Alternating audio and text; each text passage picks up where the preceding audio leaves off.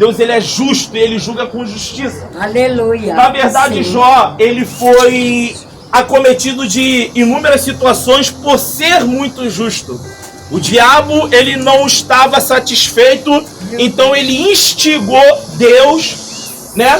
Pediu permissão a Deus para tocar na vida de Jó.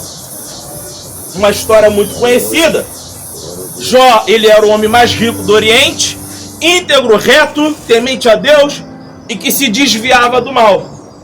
No capítulo 1, o diabo vai tocar no que Jó tem. Ele pede permissão a Deus, Deus permite. Jó perde 10 filhos, Jó perde toda a sua riqueza.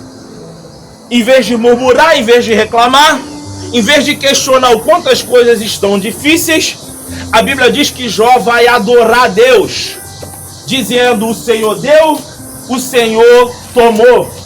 Bendito seja o nome do Senhor. Espera aí, gente. A gente está falando de alguém que perdeu 10 filhos. Não estamos falando de 1, 2, nem 3, mas são 10. Imagina o buraco que ficou no coração de Jó. Glória.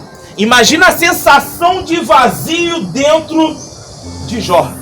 Eu vou liberar a palavra profética antes de concluir essa parte da perda muito forte. É dentro de uma conferência profética, mas o Espírito Santo me outorga a falar. Então, antes de eu concluir essa questão, liberarei essa palavra segundo o Espírito Santo. Mas continuando. Então Jó, ele perde 10 filhos. O interessante é que a Bíblia diz no capítulo 1 que de madrugada Jó fazia sacrifício por cada um de seus filhos. Dizia Jó no seu coração: se porventura os meus filhos pecaram, Senhor, tá aqui o sacrifício. Irmãos, uma questão de raciocínio lógico. O pai conhece e sabe os filhos que tem. Aleluia. Verdade. Isso é um fato. Allah e Jó. Os filhos, a filha, sabe o pai e a mãe que tem. Verdade. Então, peraí. Aleluia. Quando Jó vai de madrugada sacrificar, a Bíblia não diz, eu estou apenas conjecturando. O que é isso, Cleiton? Aquilo que poderia ter acontecido, mas a Bíblia não diz que aconteceu. Eu subentendo, de acordo com o texto, que Jó sabia que os filhos pecavam. Então ele falava dentro de si: se os meus filhos pecaram, está aqui, Senhor, o sacrifício. Só que tem um problema. Qual, Cleiton? Que Deus, ele trata no coletivo, mas ele também trata no individual. E quando o olheiro olha lá de cima para baixo e diz: vou tratar com vaso, quem entrar na frente é atropelado. Não adianta fazer jejum de 24 horas e pedir misericórdia. Não adianta passar a madrugada inteira no monte. Não adianta ir em 2 vigílias seguidas. Se o olheiro olhar lá de cima para um esposo e dizer: eu vou mostrar quem é o vaso e quem é o olheiro, sai da frente, porque senão sobra para você. Se o olheiro olhar lá de cima e falar para a esposa: vou tratar e vou mostrar quem é o vaso, quem é o olheiro, o esposo sai da frente, senão vai ser atropelado também. Se o olheiro olhar para o teu filho, para a tua filha e falar: vou tratar, Deus é carrasco? Não. Mas o pai, seu tempo, corrige o filho que ama. Mas, Cleiton, eu não pequei, fulano não pecou. A minha e a vossa fé precisa ser aperfeiçoada. Glória a Deus. O diabo nos tenta, mas Deus, ele nos prova. Aleluia. Deus nos prova para fazer subir de nível. O diabo nos tenta para nos fazer cair. Deus nos prova para aumentar a nossa fé. O diabo nos tenta para dissipar a nossa fé. Rapanto que tecou calabadassai. Então, entendendo que Deus é o olheiro, nós somos o vaso, e a soberania dele, ele trata como ele quer, quem ele quer, da forma que ele quiser. Nós vamos ver Jó com um vazio no seu coração, mesmo adorando a Deus. E aqui ficou a palavra-chave, e eu sei que essa palavra é de Deus para as nossas vidas. Quando nós estamos diante da dor da perda, independente de nível de amizade, grau de parentesco, redobre sua atenção, por gentileza. O que vai definir se o nosso coração será marcado pela dor ou pela saudade vai de acordo com o nosso nível de maturidade e intimidade com Deus. Eu vou repetir isso aqui. Quando nós estamos diante da dor da perda, independente de nível de amizade ou grau de parentesco, o que define se o nosso coração vai ser marcado pela dor ou pela saudade vai de acordo com o nosso nível de maturidade e de intimidade com Deus. Por quê? Porque dependendo do seu nível de maturidade e intimidade com Deus, se o seu coração for marcado pela dor, logo você entrará em algo chamado depressão. Logo você vivenciará algo que nós chamamos de amargura. Ana era amarga porque não podia ter filho. Noemi era amarga porque perdeu o marido e os 2 filhos. Coração de Noemi não foi marcado pela saudade, foi marcado pela dor. Que te calabadassai. Mas aí vem uma outra palavra-chave, uma outra palavra profética. A dor te marca, mas não te mata. Glória. Eu vou repetir. A dor te marca, mas ela não te mata. Em qualquer âmbito. A dor da traição te marca, mas não te mata. A dor da perda te marca, mas não te mata. A doença te marca, mas não te mata. O desemprego te marca, mas não te mata. A calúnia, a injúria, a perseguição, a fofoca te marca, mas não te mata. É Deus. Você não vai morrer nesse deserto, você não vai morrer nessa prova. Aí no capítulo 2, porque o diabo ele é insistente, Jó capítulo 2, no capítulo 1, o diabo tem autorização para tocar no que Jó tem, em todos os âmbitos e em todas as esferas. No capítulo 2, a autorização agora é diferente. O diabo tem autorização para tocar na vida de Jó. E aí a doença chega. Mas o diabo está expressamente proibido de tirar, tomar, arrancar a vida de Jó. Aleluia. Então aqui nós começamos a entender que o diabo ele trabalha dentro de algumas linhas de limite. Eu não vou me aprofundar porque eu quero ser breve. Uma dessas linhas de limite é a minha, a tua estrutura. A Bíblia diz que Deus não nos dá mais do que nós possamos suportar. Então a primeira linha de limite que o diabo tem é que quando a minha... Presta atenção. Eu não estou dizendo quando você acha que não aguenta. Eu não estou dizendo que é quando você diz para Deus que não vai suportar. Eu estou dizendo quando Deus sabe que você não vai aguentar. Aleluia. Eu estou dizendo que quando Deus sabe que você não vai suportar. É totalmente diferente. Então, quando Deus sabe que você não vai aguentar, que você não vai suportar, Ele estabelece a linha de limite e a gente vivencia algo que tem mais 3 anos de cristão, vai se familiarizar com essa expressão, algo que nós chamamos de refrigério. Aleluia, Deus. Quando Deus ele vê a minha, tua estrutura e vê que a gente não vai dar conta, Ele vem com um refrigério. O que é isso? Você está no meio de um furacão, mas é como se não tivesse acontecendo nada. Quem olhar pra você vai dizer, esse cara é maluco, essa irmã aí não gira bem da cabeça. Por quê? Porque eu vejo a paz, eu vejo uma tranquilidade, mas tá tudo virado do avesso. Do raio, alguém tá de cama, a porta não abre, aquilo que tava pra dar certo dá errado, mas você tá lá. O que é isso? Isso é a paz de Cristo. Aleluia. Ele é o príncipe da paz. O que é isso? Isso é o refrigério. Você consegue respirar em meio à tribulação. Aleluia. Você consegue ter vida em meio à angústia. Aleluia. A Bíblia diz que Jó é tomado de uma chaga maligna do alto da cabeça à planta dos pés. Ele vai rapar suas feridas com um caco de telha. O que eu acho extraordinário é que Satanás, ele literalmente quebrou Jó de todos os âmbitos, de todos os lados. Quebrou Jó financeiramente, abalou a estrutura do relacionamento. O casamento de Jó não acabou, mas a sua estrutura foi abalada. Prova, te provo. Qual é a mulher que vai olhar para o homem e vai falar, eu não precisa mais ser íntegro? Qual é a mulher que vai olhar para o homem e vai falar, não precisa mais ser sincero? Relemante, o calablão do raio. É o que ela fez. Ela olhou para Jó e falou, tu ainda retém a sua sinceridade? Amaldiçoa Deus e morre. Meu Deus. Porque te calabadassai. Renemante o calablando raio. A Bíblia diz que Jó, ele diz para ela, falas como uma louca. Receberíamos o bem de Deus e não receberíamos o mal. Aleluia, Deus. Jó, ele entende que há tempo de sorrir, mas há tempo de chorar. Há tempo de abraçar, há tempo de afastar. Há tempo de guerra e há tempo de paz. Então a estrutura do casamento de Jó foi abalada, mas o que o diabo queria de Jó, ele não conseguiu. Jó venceu o diabo. Por quê? Porque o diabo tentou de todas as formas, no texto que nós lemos. Jó foi quebrado de todos os lados, mas o diabo não tocou na essência de Jó.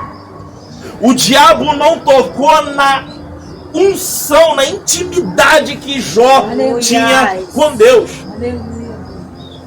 Aí vamos entrar em uma frase que eu gosto muito de usar, principalmente para os jovens. Redobre sua atenção, por gentileza. Nada do que acontece do lado de fora pode mudar quem você é do lado de dentro. Aleluia.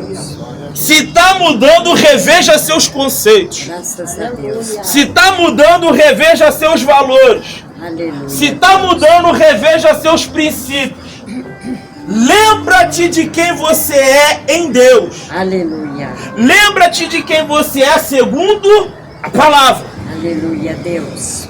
Então, o caos pode estar estabelecido do lado de fora, mas você não pode perder a essência aqui dentro. É verdade. Pai. Então, Jó Aleluia, venceu Deus. Satanás. Por quê? Porque o diabo não tocou Aleluia. na essência de Jó. Aleluia. Jesus venceu Aleluia, Satanás aleluia, como? Por intermédio do poder da Deus. palavra. Aleluia, Nós Deus. vencemos Aleluia, Satanás Deus. pelo poder da Aleluia. palavra, pelo poder do nome de Jesus. Aleluia. A Bíblia diz, os discípulos voltaram alegres dizendo, Senhor, mestre, no teu nome, até os demônios nos sujeitam. Aleluia. Aleluia. Jó foi quebrado de todos os lados. E quantas das vezes nós também vivenciamos isso? Aquele dia, aquele mês e, infelizmente, em alguns casos, aquele ano que nada dá certo. Tudo dá errado.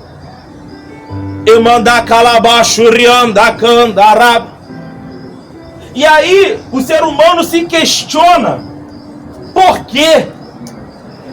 Alguns têm a audácia de dizer, eu não merecia passar por tudo isso. E é um questionamento até compreensível, porque nós somos seres humanos. Então, para não se fazer esse tipo de afirmação, eu não merecia passar por tudo isso, é necessário um determinado nível de maturidade. É necessário um determinado nível de conhecimento bíblico, infelizmente nós sabemos que muitos não têm. Então é compreensível. Só que ser compreensível e aceitável são duas coisas diferentes. Então, se alguém aqui em nosso meio está com este pensamento, eu não merecia passar por tudo isso, olhe para cá, a última vez que eu preguei eu falei sobre isso e vou falar hoje de novo. A tua dor, o teu problema, seja ele qual for, enfermidade na tua vida ou na vida de alguém que você ama, traição no casamento, divórcio, não importa, a perda, a tua dor, o teu problema não é exclusividade sua. Está na Bíblia. Exatamente ao redor do mundo tem inúmeras pessoas passando a mesma coisa que eu. A Aleluia. mesma coisa que você. Está na Bíblia. Aleluia, Jesus. Os vossos irmãos também estão enfrentando, digo eu com minhas palavras, as mesmas tentações ao redor do mundo. As mesmas provações ao redor do mundo. Estou dizendo com as minhas palavras que eu não lembro exatamente como está no versículo, mas é exatamente isso. Então, essa dor, esse problema que você vive hoje ou que você viveu lá atrás, 1 ano, 5 anos, 10 anos, 20 anos, ei, não é exclusividade sua. Por que você está falando isso, irmão Cleiton? Para você entender que não é só você que está sofrendo, que não é só você que está padecendo, para você desmistificar da sua mente a ideia de que tem coisas que só acontecem com você. Não, acontece com várias pessoas ao redor do mundo. Que pessoas são essas, irmão Cleito? Pessoas que escolheram Jesus como seu único e suficiente Salvador. Aleluia, Deus, aleluia. Porque quando você levanta a mão e fala, eu quero Cristo, o diabo começa a se levantar e ficar pedindo permissões. Porque ele não pode fazer nada na tua vida sem ter permissão. Ó Deus, aleluia, Pai. E como o Espírito me impulsiona a falar de enfermidade, nós precisamos entender que existe a enfermidade de origem física, que todos nós somos sujeitos a ela, e existem as enfermidades de origem espiritual. Aleluia. E tanto a enfermidade de origem física quanto espiritual é caracterizada como uma prisão.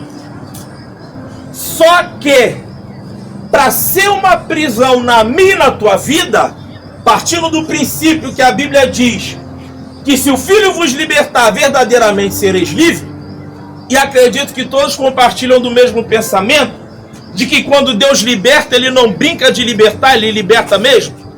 Que quando Deus cura, Ele não brinca de curar, Ele cura para valer. Aleluia. Eu mandar calabaxuri, andar candará. Então a tua mente, como estiver a sua mente diante da enfermidade, é que vai definir se você está preso à doença ou não. Glória a Jesus. Isso a enfermidade de origem física, que é aquela que todos nós estamos sujeitos. Eu poderia acampar no monte, fazer 2 vigílias seguidas e 7 dias de jejum, ainda assim ficar doente. Por quê? Porque nós estamos sujeitos à enfermidade, à doença.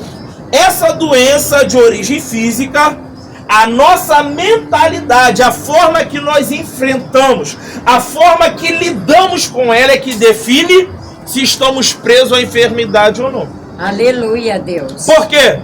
Porque a enfermidade, se ela te segura dentro de casa e não te permite ir ao templo, porque você não consegue fazer um esforço. O que é esforço? Esforço é aquilo do normal. Esforço, vamos para a Bíblia, que isso aqui é uma pregação. Marcos capítulo 2. O paralítico de Cafarnaum, ele foi levado até Jesus por 4. Eles deram de cara com uma multidão, não conseguiram chegar a Jesus. Eles podiam ter olhado para o paralítico e ter falado, meu amigo, eu tentei, tá? Mas infelizmente não deu. Eles se esforçaram. A Bíblia diz que eles abriram lá o telhado e desceram o paralítico diante de Jesus. Jesus foi curado. Isso é esforço. Então, se você está enfermo, você está enferma e você emprega um esforço para estar na presença de Deus, um esforço para orar. Eu não estou dizendo para você ir contra as indicações do médico, não é isso? Segue as orientações do médico, mas se esforça para orar, se esforça para ler a Bíblia, se esforça para assistir uma pregação. Se você não consegue orar, vai na internet, estamos na era da comunicação, ouça alguém orando. Não está com força, disposição, né, com saúde para ir até a igreja, vai na internet, assiste uma pregação. Inclusive, para quem não sabe, eu tenho canais no YouTube, essa mensagem vai para o YouTube também.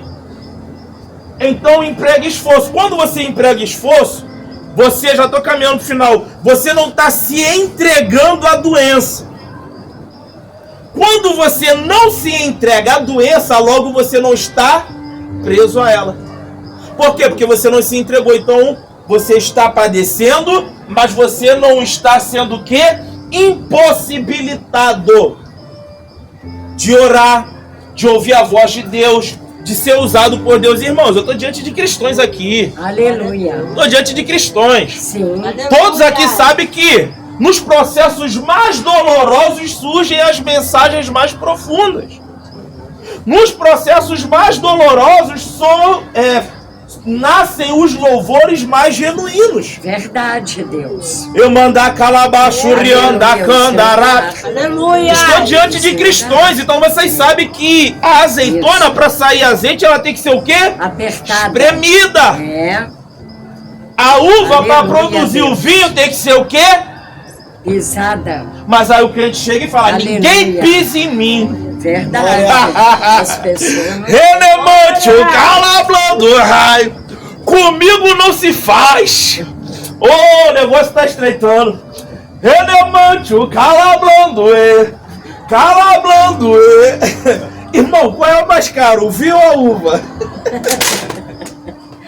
Enquanto você fica, ninguém pisa em mim, comigo não se faz, comigo faz uma vez pra nunca mais, você tá como uva. Teu valor tá barato. Deus quer te transformar em uma raridade.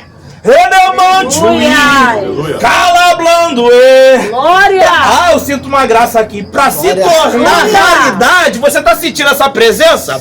Pra se tornar raridade, tem que ser pisado, meu filho. Tem que ser pisada, meu filho. Vão falar o que tu fez e o que tu não fez. Vão falar o que tu falou e o que tu não falou. Renemante, o calablando, o que é isso? É Deus transformando você em algo raro. É Deus te tirando da multidão, não deixando você ser apenas mais uma e trazendo a túnica de várias cores. Aleluia. Quando você passar, depois de ser pisado, a pessoa vai falar: rapaz, essa aí era diferente. Aleluia. Esse aí, eu olho no rosto dele, parece que eu vejo o brilho do Espírito Santo. Aleluia, Deus. Por quê? Porque foi pisado. Porque foi pisada. Renemante. E olha só, isso é uma das formas de Deus trabalhar, porque Ele tem muitas formas de trabalhar, tá?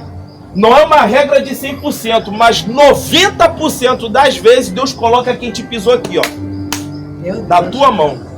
Tu que te calabada, isso daqui não é palavra de vingança. Eu não estou aqui instigando você a pensar ou desejar o mal de quem te pisou, tá te pisando. Isso está dentro da Bíblia. Não é uma regra de 100%, mas geralmente quem mais te pisa são aqueles que mais vão precisar de você. Aleluia, Jesus. Calablando. Prova, tá bom, para você dizer que eu não provei na Bíblia. Eu sei que eu tenho que terminar por cada hora. Jefité. Juízes capítulo 11. Vou resumir a história. A Bíblia diz que ele era valente, guerreiro. Quando os irmãos dele cresceram, olharam para ele e falaram: aqui você não herda nada porque tu é filho de outra mulher. Jefité baixou a cabeça, ficou triste e foi embora. Só que ele era bom na guerra. Pisaram em Jefité, só que o rapaz tinha talento. Pisaram em Jefité, só que Deus tinha um propósito. Pisaram em Jefité, só que Deus tinha algo grande para colocar na mão dele. Eu mandar calabaço, rianda, candarada. A Bíblia diz que quando chegou guerra, foram atrás de Jefité. Jefité falou: olha, eu até vou, mas agora eu só vou se eu for com cabeça. Eu só vou para ser líder. Em outras palavras, Jefité está dizendo: eu até volto, mas eu quero a garantia que ninguém nunca mais vai pisar em mim. Eu até... Deixa eu liberar a palavra profética para a tua vida. Arranca da tua vida quem está te pisando. Não frequente lugares em quem está te humilhando. Viva a tua vida. E quando ele ou ela for humilhado, quando ele ou ela estiver pisado, estende a mão que Deus vai te honrar.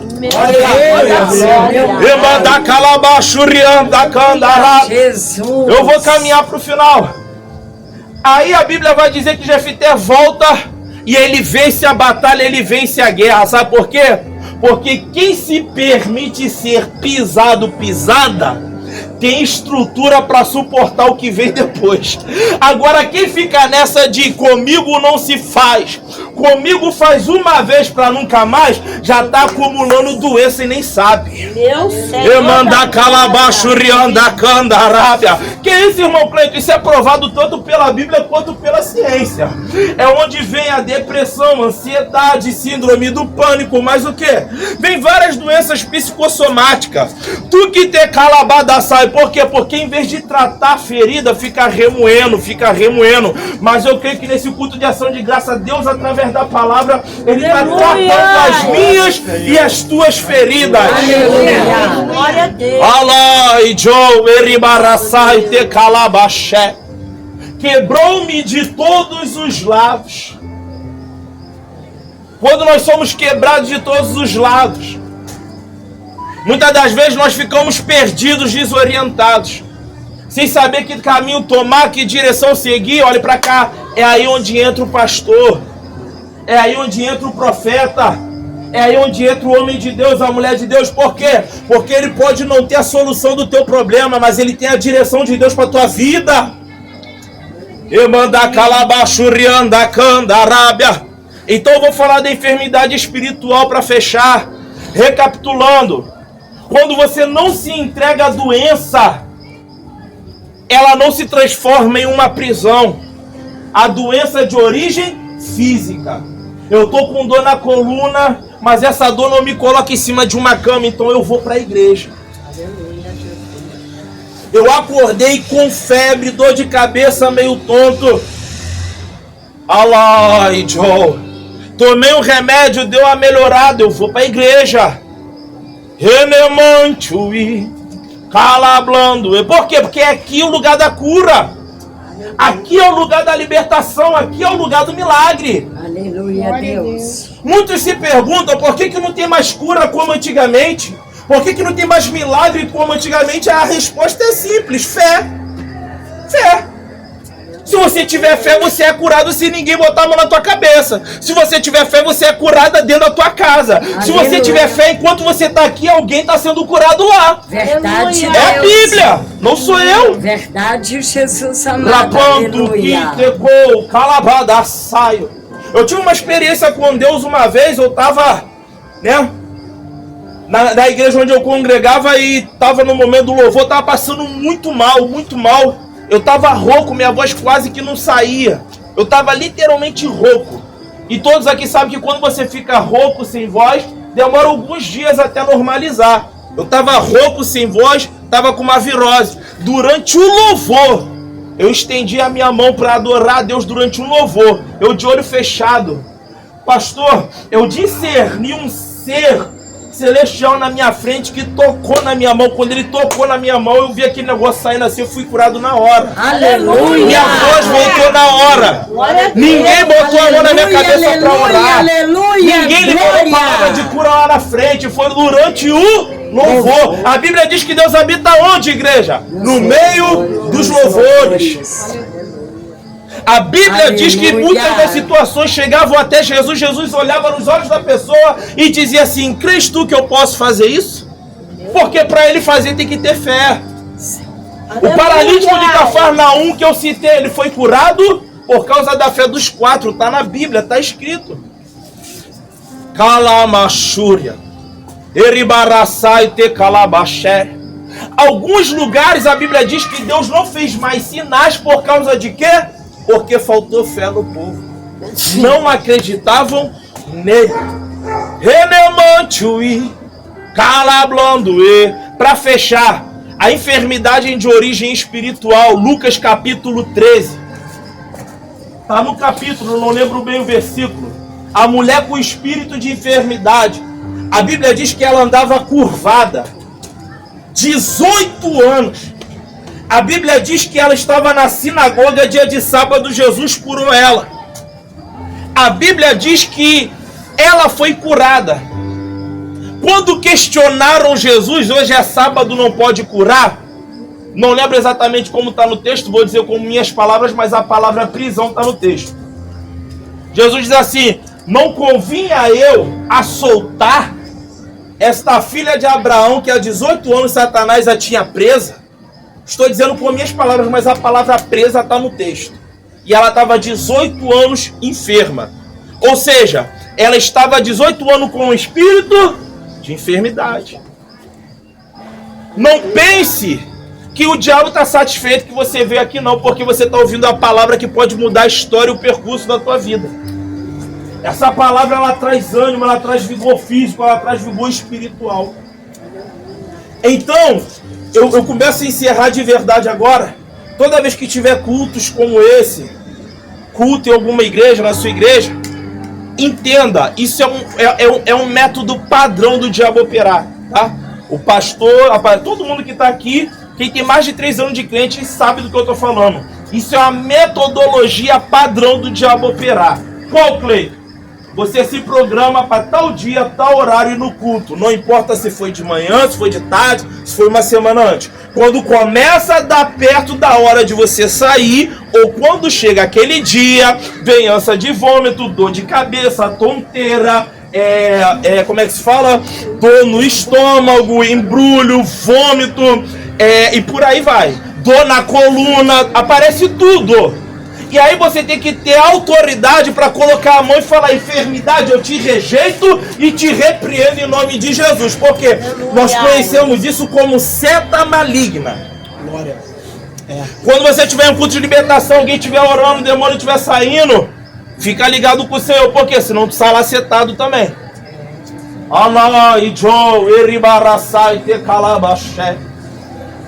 Então, quando o espírito de enfermidade está, ele sai pelo poder da palavra e pelo poder do nome de Jesus. Então, diante desse tema que muito reflete a vida de todos nós, né? Estamos constantemente em alegria, provação, choro, sorriso, conquista, perda, derrota, frustração, alegria de novo, conquista. É o ciclo da vida. Só que eu quero liberar uma palavra de conforto sobre as nossas vidas. Uma palavra que nós costumamos ouvir, mas é extremamente necessário nessa noite. Muitas situações saem do controle da minha e das vossas mãos. Mas nada, em nenhuma área da minha e da tua vida, em nenhum momento saiu ou vai sair do controle da mão de Deus. Aleluia. Eu encerro essa mensagem declarando que você, ou alguém que você ama, ou alguém da sua família, pode estar literalmente quebrada por todos os lados. Mas o Senhor, o Senhor não é o amigo A, não é a amiga B, não é o parente A, não é o parente C. O Senhor, o El Shaddai, o Deus Todo-Poderoso, eu sinto o temor de Deus aqui. Ele é poderoso para fazer de mim e de cada um de vós um vaso novo. Aleluia. Eu profetizo sobre as nossas vidas que Deus está fazendo de cada um de nós um vaso novo. Essa doença não vai fazer de você um vaso rachado. Esse problema no casamento não vai fazer de você um vaso trincado. Essa perseguição não vai fazer de você um vaso quebrado. Essa fraqueza, essa debilidade, essa limitação humana não vai fazer de você um vaso emborcado. Hoje o Senhor faz de cada um de nós um vaso novo. E Ele começa a nos encher de azeite. Ele começa a derramar a presença dele. Você que é batizada no Espírito Santo, há uma nuvem de glória que começa a pairar sobre as nossas vidas. Quando a nuvem de glória paira, a doença vai embora, a resposta chega, o inimigo bate em retirada. Deus nessa noite está te equipando. Deus nessa noite está te dando as armaduras da autoridade, do poder da palavra e do Espírito Santo. Nós damos uma ordem para a doença. Em nome de Jesus, vai embora. Em nome de Jesus, saia. Em nome de Jesus, nós te damos uma ordem. Eu mandar calabachurianda candarábia. Receba a graça e o poder do Espírito Santo de Deus. Receba força. Receba ânimo. Deus está fortalecendo as canelas de alguns aqui para pisar em cabeça de serpente e escorpiões. Quando tu entrar dentro daquele lugar, o diabo vai sair pela janela. Tu que te calabada sai. Deus vai operar a favor dos seus negócios. Alai,